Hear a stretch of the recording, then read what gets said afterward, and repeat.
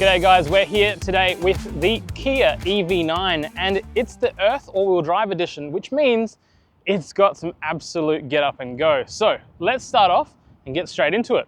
Now for 2025, it is a beautiful car that still looks futuristic even though it's not new to market anymore. But check it out, from every angle it almost looks like a car that actually was a prototype at a car show and it came to life. Whereas usually they tease you with this really cool concept car that then becomes a car that is a little bit bland and just had to be toned down to meet local markets. That's what I really like about the EV9, because it makes a very fun and exciting 7-seat family car, just like the Kia Carnival. So if you're a parent and you're after plenty of seats and you want a cool looking car, Kia is definitely the home to get one of those. So let's have a look under the bonnet and see how much power you get. Now the Kia EV9 has quite a unique bonnet. It's actually not a traditional bonnet because it opens at the press of 2 little taps on one button inside the car. It's not a latch, so you're going to be looking around for ages trying to find a latch. But it actually just looks like a boot release, and that's because, well, you get straight into the frunk and have some funky time. Now, in the EV9, you have 283 kilowatts of power, 700 Newton meters of torque, and by equivalent, that is a whopping amount of power in a car that's over 2.5 ton, but also a family 7-seat SUV. So much so that if you wanted to put your foot down and merge into traffic, you'd probably be at the school before you even knew that you'd merged into that traffic. So there's a great little bit of looking forward to if you are looking at an EV9. Now in the frunk, you have this little area here, which has all the storage areas and compartments. You've got a max load of about 20 kilos into there. And in here, you also have some charging cables and apparatus for home charging. So you've got pretty much all you need. If you wanted to have portable charger as well, like a Type 2 to Type 2 charging cable, if you are going to, say, for example, a shopping center that offers free charging, like destination chargers, that kind of stuff, not DC chargers, but AC chargers, you could even put that cable into here. So again, plenty of storage.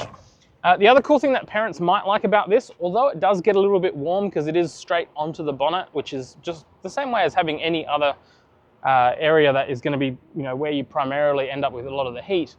If you wanted to store anything like nappy bags or just like any kind of handbags or whatever, and you didn't want to have them rolling around inside the car, it's a pretty easy place to open and close and just get straight into the storage. You can top up things like your washer bottle for your windscreen just here. You can access through these ports your air filter replacement straight through there, because you still will need an air filter to replace for those dustier roads.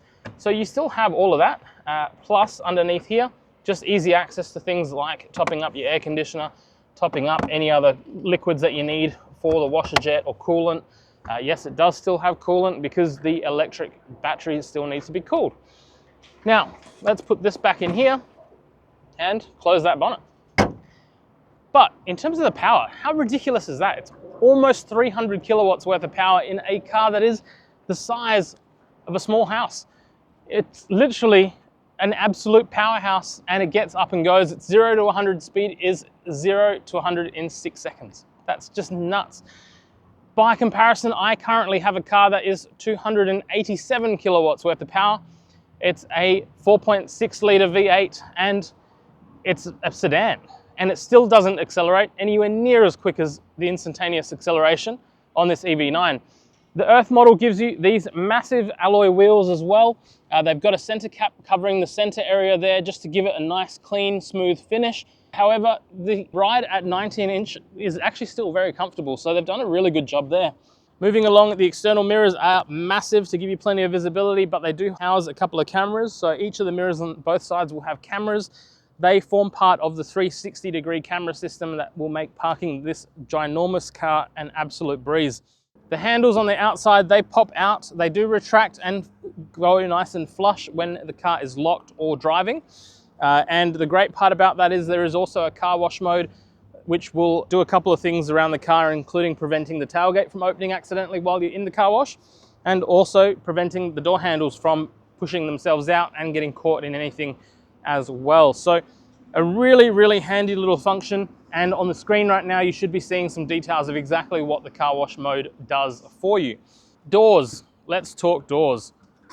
They're almost 90-degree opening. So while they are big, impressive doors, it's also big and impressive at how easy it is if you had kids to turn around and actually place your child in the child seat, fix them up, tie them in, do whatever you need to do in a child seat without knocking them on the head and with having plenty of room to move around. So I really like that.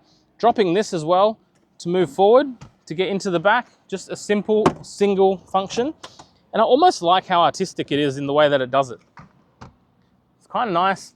It's a little bit nicer and smoother than some of the other cars that I've driven in the past where while they have a similar mechanism, it just doesn't look as graceful as what that just did. The other cool thing about this as well is these fold flat. So with the back seats down and these down, you get an incredibly massive cargo space area. If you are traveling with family, friends, whatever, you're going to have so much space to do whatever you need to do in the back here. Let's have a look at the back. Charging port is electronic. It opens up and it's super easy to plug in. So if you're a DC charger, that's the one that you'll need. If you're just charging at home or with AC charging, that's the one that you will be charging with. Very, very straightforward. And that also closes and locks as part of the car wash mode to make sure that that doesn't get ripped open if you're going through a car wash. You've got these 4 little sections here that just tells you how much of the car is charged. So as it progresses in charge, it will go through there. And more importantly, charging from 10% to 80%.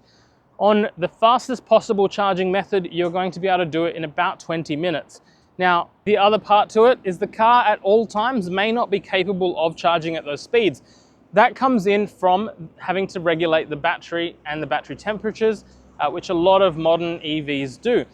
So realistically, with a 99.8 kilowatt hour battery pack, which is a massive amount of energy that you can store in one car, you're probably going to end up taking about 45 to 60 minutes if you're charging on a road trip. Now the car has a range of about 515 to 530 kilometers. Realistically, you're going to be somewhere between 480 and 520 is what we've tested for. So that is still a tremendous amount of distance that you can go between charges. It just means that you're going to be charging for a little bit longer at each of those stops. So what I would recommend as someone that has driven a lot of miles and a lot of kilometers around many parts of this world in many different EVs, take kind of more frequent breaks to actually break up the charging.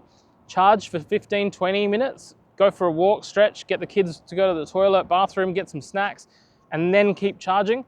From here to Sydney, for Brisbane to Sydney or Sydney to Brisbane, when we do that run as a test, usually that takes us about 3 to 4 charging stops with about 15 to 20 minutes of charging at the most at each one. It's perfect for breaking up a long drive into just more bite-sized chunks, and it only normally adds about 45 to 60 minutes to a total drive between here and another capital city, which for a 9 to 10 hour trip, that's not actually that much. So factor that in. Moving to the back, beautiful tail lights, very nice, crisp and cutting edge design. And the tailgate is electronic, as I've mentioned. So while it is big and imposing, it's very easy to open up and to sit and do what you need to do. Space in the boot is fantastic. You have so much space here. And as you will see from the test with our luggage fitments, we were able to fit a large suitcase as well as a medium size very, very easily in here. And this back section here is also very capable of fitting a medium sized suitcase for your trip needs or road trip needs, which means that if you're putting in a stroller, a pram, shopping bags, everything, you will have more than enough space in there. Plus inside here, you also have a couple of other things. You've got your emergency tire repair kit and inflation kit, which is just underneath there. The gel that goes into that is there. Plus your retractable folding blind is there. So when you are not using those seats, you can place a retracting blind just to conserve air conditioning, but also just to keep people's eyes off whatever you've got in the back. You've got a couple of other really handy things, and I know I'm talking a lot and talking a lot in the same space. So if you need to take a break, hit pause and come back in a second. Now is also a really good time to tell you about Samsonite. Samsonite is our partner when it comes to checking out boot spaces for a couple of cars. And on this particular car, that's why we're using Samsonite luggage to get in and out.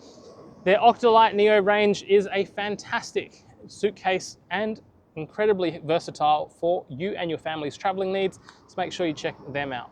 Now, talking about some of the convenient things and inconvenient things that happen in life. This past week in Queensland, we have had a tropical cyclone that was then downgraded to a tropical storm, and then a tropical storm, and then I think it was just a normal storm. I'm not really sure. They kept changing everything, but at the end of the day, I'm glad they changed from a tropical cyclone because it means a lot more people weren't impacted compared to the people that have been unfortunately impacted now. But having a 99.8 kilowatt hour battery in your driveway is actually fantastic for peace of mind during a cyclone. Because when plenty of people lost power, we were able to drive this down to someone's house. They didn't want to be on camera, and we were able to help them just temporarily power up a fridge, but also power up devices that they need to recharge. Fortunately, I didn't lose power where I was, so I was fine. But it did give me an added layer of peace of mind that if I needed to run an extension cable out to the car and just be running everything from the car, that this was able to do it. And I've had a couple of people that have had similar experiences with their car. They were able to run for about 12 to 18 hours and only lose about 10 to 15% of their total charge, which is actually fantastic in an emergency situation where everyone else around you has no power. Obviously, that's only running essential things like keeping your fridge still cool because you don't want to lose all the food that's inside, or running your internet, for example, if you've got an NBN system with battery backup, or if you're running a Starlink satellite unit. So we'll do some more testing with the vehicle to load function that this car has. I think it's one of the most important and easily forgotten features of a lot of Kia's EVs, particularly the EV9, in that it gives you that peace of mind and confidence should there be a natural disaster or a weather event that knocks your power out. So that is actually just fantastic. You can also drop the seats now that we've been talking enough. You can drop the seats pretty easily as well, so you can click those two buttons there. They will drop the second row if you're pushing bigger items through. And to drop these, it's pretty easy. It's just one button, one tag that you pull, and pulling up or down these back things here. There's a couple of other things that I really like about the Kia EV9 as well, and Kia in general. So if you're a family and you're looking for a family SUV, Kia has you absolutely covered like none other.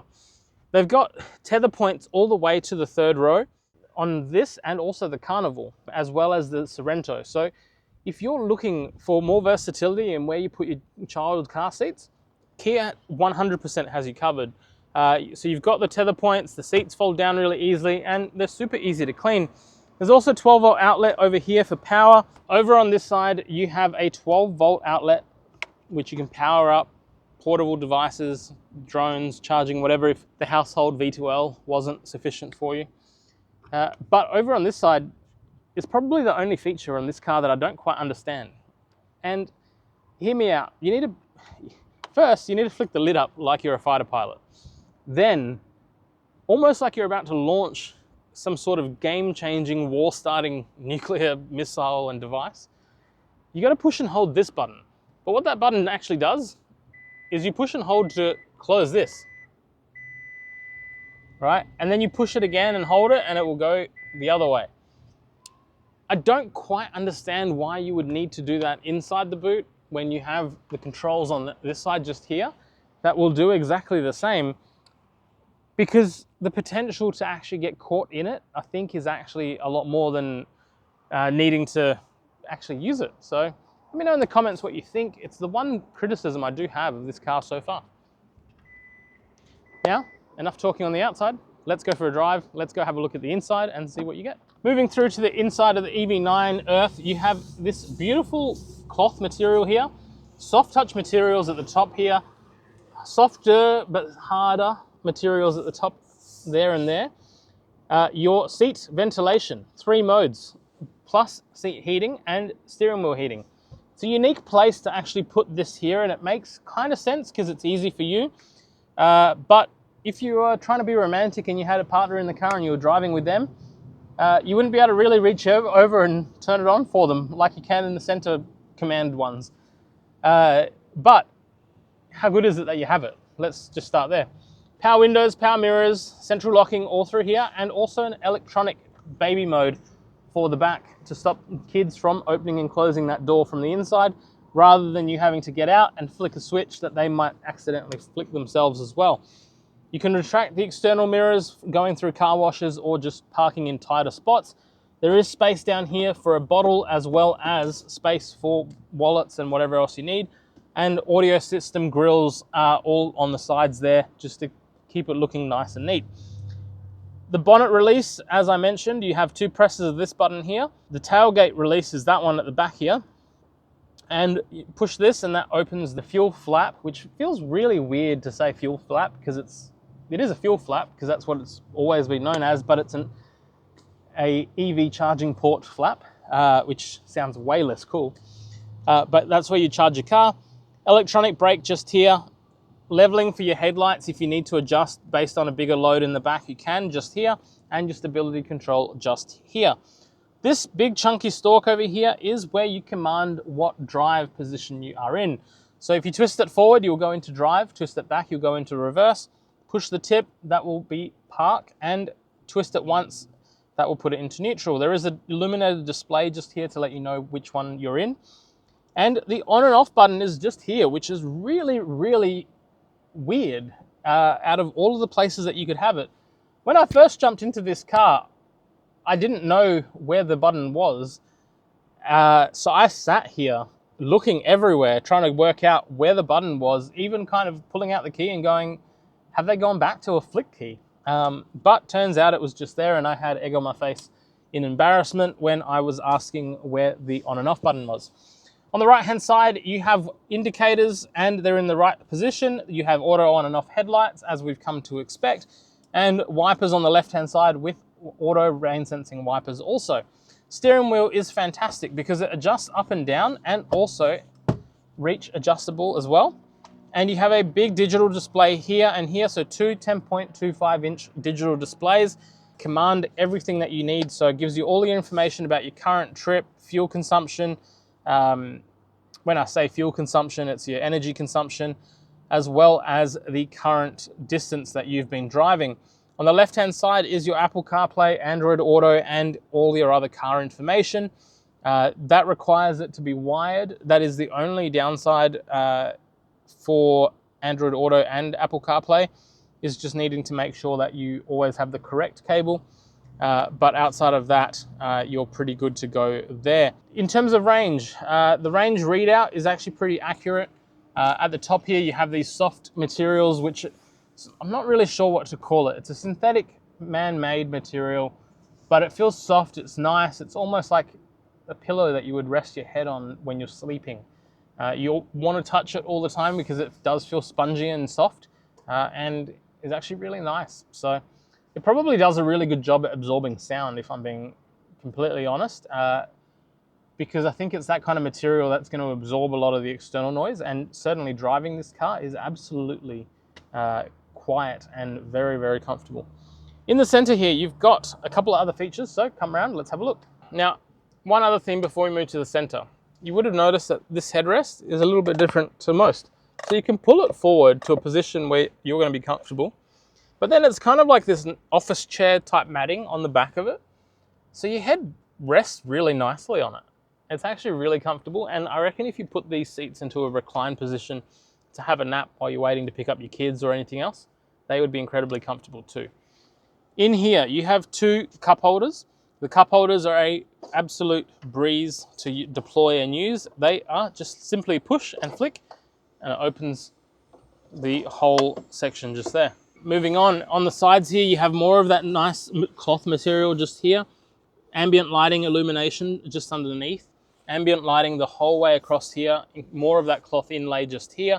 And just these beautiful, nice, soft materials that don't feel like harsh, cheap plastics, but they also don't feel like they've kind of added more detriment to the production of this car. You have these sensor buttons just here that you just press down on. They will kind of flick through between the different settings, but they are a little bit laggy compared to just doing it straight onto the screen. So if you just do the screen directly, it's a lot more responsive, and it's one of the nice displays that Kia does have. Air conditioning, they've provided a touch area just in the center here, almost like a mini multi-information display, and that there does your air conditioning controls.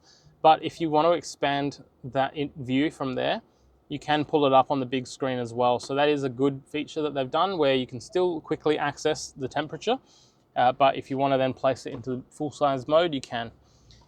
This retracts and covers up this area very nicely just down here. You have plenty of storage down the bottom here. USB-C charging on both of these ports, plus your wired connection for Apple CarPlay and Android Auto.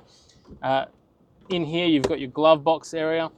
And over here, you have a 12-volt outlet as well for charging. Now over here, a little bit more storage. It is a little bit more shallow. So as you can see, it's kind of the only thing that you can really put into there. But you do have a wireless charging area just here, which works an absolute treat. Plus cup holders at the back here for any kids. On the side of this chair as well, you can electronically adjust it backwards and forwards, tilt it, move it around, which has become a feature on a lot of more premium level Kias in recent years, and it's a really nice feature as well. The seats are also really nice premium material. They are ventilated and heated as well, and they're really nice and supportive. So if you're on a longer drive, they actually will be a very, very comfortable seat. So you're gonna love that as well. Let's have a look at the back. Moving into the back, the one thing that you will notice is missing if you're accustomed to Kia's other family SUVs in higher spec models is the lack of blinds. Would have been nice to have a pull-up blind, particularly at this price point, but it's also neither here or there. You can buy those placement sunshades if you wanted to, so you can still get around that. You do have over here these little pockets that retract. They are pretty hard wearing as well. They are plastic, so they should take the brunt of anyone kicking onto the back there. A little bit of storage underneath here with this little slot where you can chuck your phone in here while whatever's behind it is still in there, and your cup holders, plus USB-C charging outlets on the two sides of these two seats. The seats themselves are very comfortable and very spacious, plenty of legroom and headroom. And when you pull this down, you've got your armrest plus two ISOFIX ports on the outer two sides for anyone needing to put ISOFIX seats into this car. Air conditioning vents at the top here. So if you are in the back and you want to stay cool, you can run air conditioning directly in the back here, and you'll have your air conditioning vents directly above you. And you just twist this to actually turn on and turn off the vent. I think it's actually the neatest design that I've seen for overhead air conditioning vents, because most of the time you only really have this vent that twists and then turns on and off, but it doesn't have this outer ring that actually shuts the vent off. So you can open up that vent nice and neatly there if you wanted to. So really nicely designed, and well done to Kia. Plus the previous journo that was in here obviously has had some snacks in the back, because I've just noticed that that was there as well. Let's have a look at the third row and whether you could use this as a car for adults in the third row. Moving into the third row of the Kia EV9. Let's have a look. So, sitting down, the seat is supportive. There are ISOFIX ports in the back of the seat here. So you do have ISOFIX in the third row, which is a very, very handy feature. Again, great job to Kia. The base is fixed. So if you wanted to use those, what I would recommend is actually closing this seat off to probably about here. And that would still allow you to be comfortable in the third row without crushing your legs or feeling uncomfortable. It's actually a really nice experience because you do sit into it, and it is nice. It's not uncomfortable by any measure. The backrest does tilt as well, so if you wanted to take a bit of a nap on a longer road trip, you could. You can move that backwards and forwards to find your perfect position. And as the backseat passenger, you can actually be moving this to kind of wherever you want it to move, just to either annoy the person in front of you or just to find the perfect leg and knee room that you need. There is space underneath this front seat for your feet, so you're not going to be uncomfortable when you're trying to stretch. Cup holders just here. Plus USB-C fast charging on both sides as well means it's super easy to charge up your devices on the go. And absolute beauty is the air conditioning vent at the top, or the heating vent, depending on what season it is. You have it directly above your head and you can control it independent of the others. So as long as the aircon in the back has been turned on, you can turn on and turn off the actual vent directly above you, but you would actually get air almost like you're in a private plane or a normal plane, just enough for you directly where you need the air to be. I actually really like the back of this car. It's plenty of space and it's actually really comfortable, and really good visibility out of the windows as well, which I think could potentially help kids feel less claustrophobic, but also less travel sick, motion sick, whatever the actual term is, as they look out the window rather than having next to no visibility out the window. So let me know what you think in the comments of the Kia EV9. Do you like the car and do you not like the car? What do you like? What could have been improved? And what would you do different if you buy it? And what would you have Kia do differently when they eventually upgrade and update the EV9? Now let's go for a drive and find the final result of whether this car is good or whether this car isn't worth your time. So driving the Kia EV9 might seem a little bit daunting to some, particularly if you're not familiar with larger SUVs. Yes, it is big. Yes, it is a massive car, but it drives just like you'd expect a standard car to drive. So whether you're driving a small hatchback or a massive SUV, this is giving you basically the same experience. Visibility is absolutely beautiful on the right hand and left hand sides. You've got plenty of visibility moving around the car. And you also have really good visibility directly in front of you, which allows you to see the end of the bonnet, but also see what traffic is coming along. In terms of power, the EV9 is absolutely ridiculous. At 0 to 100 in 6 seconds for a family SUV, that's a 7-seater. That is absolutely ridiculous. And that means that if you've got a tow or you've got to have a heavy load in the car, you're going to be absolutely catered for in this car. So you've got nothing to fear and nothing to worry about as a family. You have all the power that you need under the sun. A couple of things that are a little bit annoying, which are just the typical commentary on almost any new car review in 2025 by most journalists, is just some of the beeping. It's just a little bit annoying. You know, if you yawn too much, even if you do one yawn in the wrong way, the yawn itself gets registered as being something that you shouldn't have done. So then it starts beeping at you, telling you need to have a coffee break. A couple of other things around your driver assistance warnings and things like that, which I've deactivated for the speed. When you get right on 100 and you go 101, it will automatically start having a go at you with beeping. Now that 101 in most modern cars is also not 101, it's actually closer to 95. So again, you know, you maybe the parameters need to be loosened a little bit, but that's an ANCAP requirement that, although they say they're changing it so that manufacturers have a responsibility to provide technology that doesn't impede by actually working the way it should be designed to work, there's very few players on the market that have actually managed to make driver assistance warnings and assistance function the way that it's intended. And that one main player is actually Subaru. So again, you know, it's potentially just one of those things that they need to kind of throttle back as a requirement to have 5-star, because it can be 5-star ANCAP by just making the car stronger and making the car actually take an accident the way it should, which Kia has done and which several other brands also do. So that is a big positive there. But that's just a small complaint, right? Like, it's not a massive thing. They've not made a car that's terrible. Kia has done an incredible job with the EV9. Like, I absolutely love driving this car. It has all the benefits of being an EV, from, you know, being super quiet, smooth, with instant power, that if you had a family, this is an ideal car as a family. You could go home, and we talk about fast charging and, you know, charging times out on the road.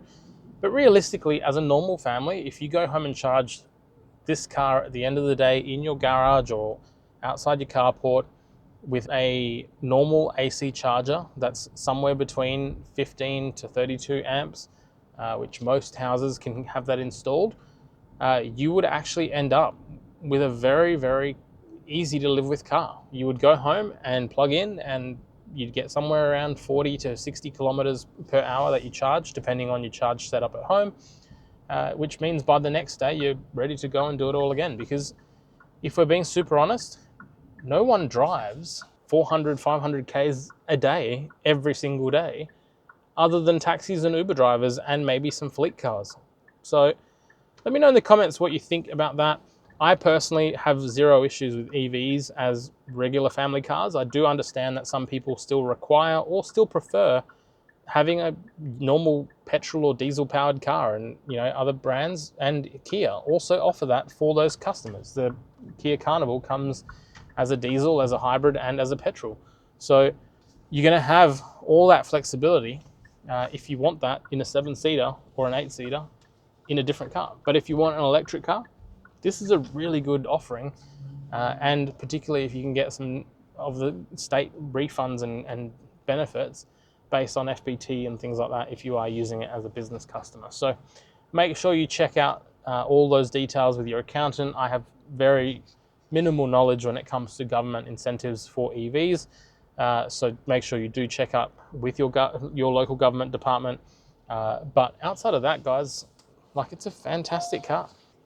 Now, the reverse camera, super easy to use. So as we line up to go on reverse, the camera itself is a 360 bird's eye view.